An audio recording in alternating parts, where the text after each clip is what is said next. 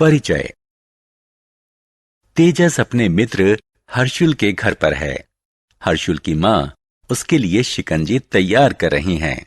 वह पानी के एक गिलास में नींबू निचोड़ती हैं, चीनी और बर्फ डालती हैं और उसे पीने के लिए दे देती हैं। हर्षुल को पानी में चीनी और नींबू के रस की कोई निशानी नजर नहीं आती। बस उसे पानी के ऊपर बर्फ के टुकड़े तैरते नजर आते हैं। उसे यह देखकर बड़ी हैरानी होती है कि अलग अलग चीजों के अलग अलग लक्षण होते हैं। इस पाठ में हम अलग अलग वस्तुओं में मौजूद गुण धर्मों के बारे में जानेंगे। उद्देश्य। इस पाठ के अंत में आप निम्न करने में सक्षम हो जाएंगे। चीजों को कठोर या कोमल के रूप में वर्गीकृत करना, चीजों को घुलनशील या अघुलनशील के रूप में वर्गीकृत करना, चीजों को तैरने योग्य या डूबने योग्य के रूप में वर्गीकृत करना, चीजों को पारदर्शी, अपारदर्शी या अर्धपारदर्शिता के रूप में वर्गीकृत करना, पदार्थ की कठोरता। आइए पदार्थ की कठोरता या कोमलता की अवधारणा को समझने के लिए एक छोटा सा प्रयोग करते हैं। एक स्पंज को पानी में डुबोइए। अब पानी से भीगे हुए एक पत्थर को लीजिए। अब दोनों को दबाकर उनमें से पानी निचोड़ने की कोशिश कीजिए। आप इन दोनों में से किसको दबा पा रहे हैं? जी हां, स्पंज को। क्या आप पत्थर को निचोड़ पा रहे हैं? आप ऐसा नहीं कर पाएंगे। जिन चीजों को दबाना मुश्किल होता है उन्हें कठोर वस्तु कहा जाता है और जिन चीजों को दबाना आसान होता है उन्हें कोमल चीज कहा जाता है।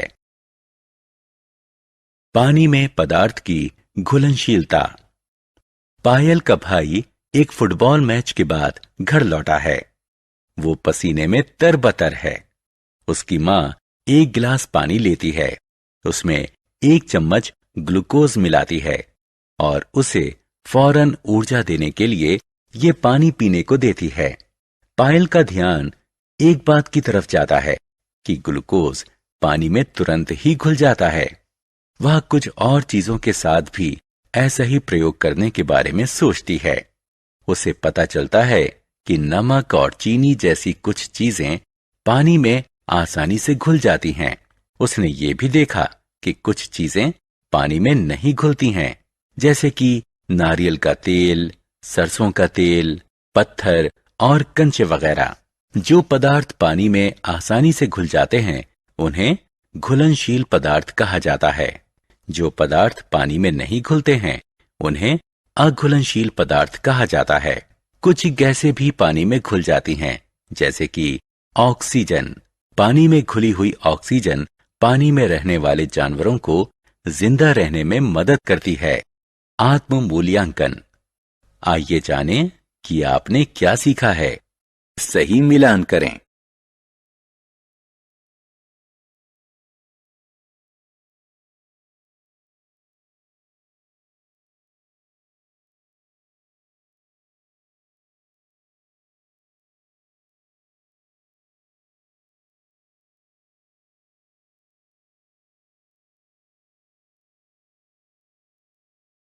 पदार्थ की तैरने की योग्यता। बहुत तेज बारिश हुई है और प्राची के घर के सामने पानी से भरा एक बड़ा सा गड्ढा बन गया है। वो बहुत रोमांचित है। वो पहले उसमें एक पत्थर फेंकती है। पत्थर इस गड्ढे में गायब हो जाता है। फिर वो एक पत्ती फेंकती है, लेकिन ये तैरने लगती है। आप इसकी वजह जानते हैं? जी हां, पत्थर इसलिए डूब जाता है क्योंकि ये भारी है। पत्ती इसलिए तैरती रहती है क्योंकि ये हल्की है। इसलिए चीजों को पानी में उनकी तैरने की योग्यता के आधार पर बांटा जा सकता है। पदार्थ की पारदर्शिता। आशीष के पिता उसे एक दिन एक आइसक्रीम की दुकान में ले गए। उन्होंने आशीष से एक फ्लेवर चुनने को कहा। आशीष ने सोचा कि पहले आइसक्रीम पर एक नजर डाली जाए। आइसक्रीम को एक रेफ्रिजरेटर में रखा गया था, जिसके ऊपर शीशा लगा था। आशीष काउंटर पर मौजूद व्यक्ति की मदद के बिना ही बड़ी आसानी से कोई फ्लेवर चुन सकता था। क्या आप बता सकते हैं क्यों? ऐसा इसलिए क्योंकि रेफ्रिजरेटर के ऊपरी हिस्से में शीशा लगा था और शीशा पारदर्शी होता है। इसलिए आशीष इस दुकान में उपलब्ध सभी फ्लेवरों को देखकर कोई आइसक्रीम चुन सकता था। कोई पारदर्शी चीज एक ऐसी चीज होती है जिसमें से प्रकाश गुजर सकता है। इसका मतलब यह हुआ कि यह प्रकाश को सोखती तो है, लेकिन इसे बहुत कम परावर्तित करती है। इसके परिणाम स्वरूप यह स्पष्ट लगता है और इसमें से चीजों को देखा जा सकता है। पारदर्शी चीजों के अन्य उदाहरणों में पानी, हवा और प्लास्टिक आदि शामिल हैं। पदार्थ की अपारदर्शिता। क्या आप देख सकते हैं कि एक बंद कमरे में क्या कुछ हो रहा है? नहीं। क्या आप इसका कारण जानते हैं? ऐसा इसलिए है क्योंकि कमरे की दीवारें और दरवाजे अपारदर्शी हैं। कोई अपारदर्शी चीज एक ऐसी चीज होती है जो प्रकाश को आर पार नहीं जाने देती। दूसरे शब्दों में प्रकाश इसे बेध नहीं सकता। यह प्रकाश को सोखती नहीं है, बल्कि ये उसे परावर्तित कर देती है। इसीलिए हम किसी अपारदर्शी चीज के आर पार चीजों को नहीं देख सकते। उदाहरण के लिए हम ये नहीं देख सकते कि लकड़ी के किसी बंद डिब्बे में या धातु के बर्तन में क्या रखा गया है, क्योंकि लकड़ी और धातु अपारदर्शी होते हैं। पदार्थ की अर्धपारदर्शिता। रेखा एक रुमाल की कढ़ाई करने की तैयारी कर रही है। उसने एक किताब में एक डिजाइन देखा है।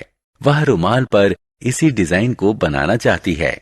वह अपने रुमाल पर किताब से इस डिजाइन की नकल करने के लिए एक ट्रेसिंग पेपर का इस्तेमाल करती है। अब वह कढ़ाई करने के लिए तैयार है। इस कढ़ाई को संभव बनाया पारभासी ट्रेसिंग पेपर ने। कोई पारभासी पदार्थ एक ऐसा पदार्थ होता है जिसमें पारदर्शी और अपारदर्शी दोनों पदार्थों के गुण होते हैं। यह कुछ प्रकाश तो सोख लेता है और बाकी को परावर्तित कर देता है। सोखा गया प्रकाश छितराए हुए या डिफ्यूज तरीके से आगे बढ़ जाता है। पारभासी चीजों के अन्य उदाहरण हैं कागज, पैराफिन वैक्स और ग्रीस्ड पेपर आदि। सारांश। आइए हमने जो कुछ सीखा है उसे संक्षेप में दोहराएं। कुछ पदार्थ कठोर होते हैं, जबकि कुछ कोमल होते हैं। कुछ पदार्थ पानी में घुल जाते हैं, जबकि कुछ नहीं घुल पाते हैं।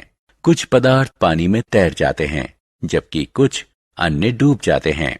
कुछ पदार्थ पारदर्शी होते हैं, कुछ अपारदर्शी होते हैं और कुछ अन्य पारभासी अर्थात अर्धपारदर्शी होते हैं।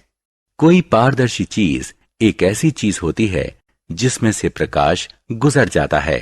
कोई अपारदर्शी चीज ऐसी चीज होती है जिससे होकर प्रकाश नहीं गुजर सकता।